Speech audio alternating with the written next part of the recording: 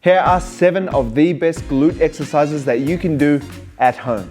The workout equipment that I'd recommend you to have at home would have to be an adjustable bench, like this one behind me, adjustable dumbbells and resistance bands. But for these glute exercises that I'm going to show you, you don't need any pieces of equipment but something like a bench. If you have dumbbells, you can make it harder. If you have booty bands, they can make it harder as well, but these don't require anything. First off, we have the hip thrust.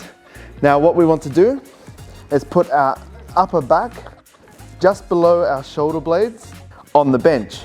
Now, like I said, if you're at home, you can use your bed or you can use your couch. And we want our legs right here at a 90-degree angle. With my hands, I just like to put them here because if we do have dumbbells or we have weights, you can fill a backpack up with books and put them on your hips. You can add weight to this movement. But we want our legs at 90 degrees here, like a tabletop. And then we're going to come down here. We don't want to come all the way down, so our butt hits the ground, just before the ground, and then up, squeezing our glutes at the top. That's 1 rep. Coming down, driving through our heels, and squeezing our glutes at the top. I like to look over my belly button. So I'm looking forward, as opposed to looking up like this. When we tuck our chin, it squeezes our abs and helps us squeeze our glutes at the top of the rep. So we're coming down.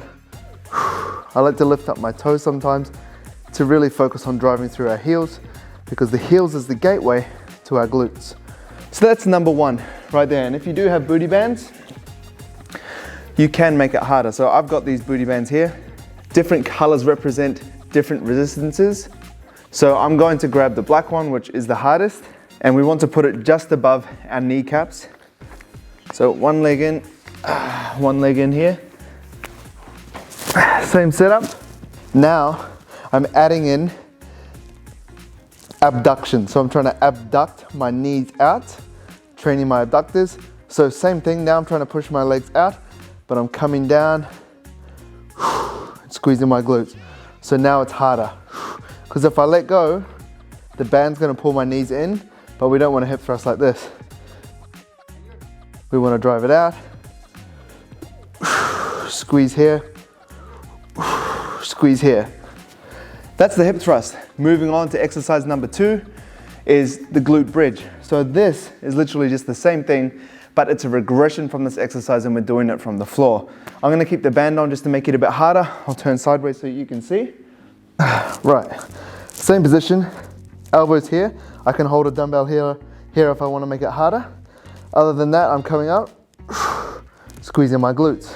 I'm not going all the way here. I'm just going until I can't squeeze my glutes anymore. Because if I go forward from here, that's my lower back moving, not my glutes. So coming down, you can tap the floor on this one, pushing through my heels. Still driving my knees out against the band. That's the glute bridge from the floor. Number 3 is the reverse hyper. And what I'm going to do is keep my feet here and drive up, squeezing my glutes at the top. 1, 2, that's 2, breathing out as you push, 3, 4, 5, you get the idea. Coming back down to the floor, for the 4th exercise I'm going to show you, it's the frog pump. So what we're doing is driving our heels in together, heels together, toes together, knees are out, and what we're doing is driving our hips up and squeezing our glutes. So it's like a hip extension, but we're coming up and squeezing here. Once again, my hands are in the same position because if I want, I can hold a dumbbell here and add some weight. And I'm also pushing my feet together. Staying on the floor for the 5th exercise, this is the side laying straight leg abduction. So I'm going to lie down here, arm out in front. My leg that's closest to the floor is straight. My top leg is straight too, but it's coming slightly in front of my leg here, and it's coming up and slightly back. So it's starting in front of my leg and finishing behind my leg. So in front of my leg, as it comes up, it comes slightly back. That's 2, 3, 4, 5, and it's really important to control it down. For the 6th exercise, we're going to be staying on the floor. They are the banded clams, and we're gonna put it just over our kneecaps here, our patellas, and we're going to lie down. So we're just going to lie down, our arm can stay straight here, and this band is gonna try and drive our knees down to the floor, but what we're planning to do with this top leg is actually externally rotate it out. So using abduction here, so coming up and squeezing. So you can do this up against the wall if you wish, but you want to keep your feet together. We don't want to be doing this where our feet's lifting off, and then I would swap it and do the same amount of reps on the other side. Now with any single leg or single arm exercise, this is a good rule of thumb for you to take away. You always want to do the weaker side first before you do the stronger side. Because if I did the weaker side and I could only get 7 reps, I wouldn't want to do 10 reps on my stronger side just because I can, because that imbalance is going to grow even stronger. We want to match our weaker side to the same amount we can get on our stronger side, so that we don't get an imbalance and our weaker side has a chance to catch up to that stronger side. And for your final exercise that you want to do at home, we have the banded crab walk. Once again, putting the band over our kneecaps, and then we're getting into the standing position here. Now what we want to do is have some tension already and kind of squat down. So if you want to see my position here, I'm not just standing up tall, I'm kind of coming into this athletic stance like that.